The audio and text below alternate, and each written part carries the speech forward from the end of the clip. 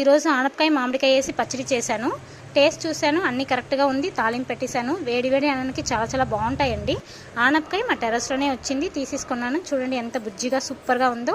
దీంట్లో ఆనపకాయ, పచ్చిమిర్చి, కరివేపాకు మా టెర్రస్లోనే వచ్చింది. దాంతో 2 మామిడికాయ వేసి మిగతా ఐటమ్స్ అంతా వేసి పచ్చడి చేశాను. చూడండి ఎలా చేస్తానో చెప్తాను.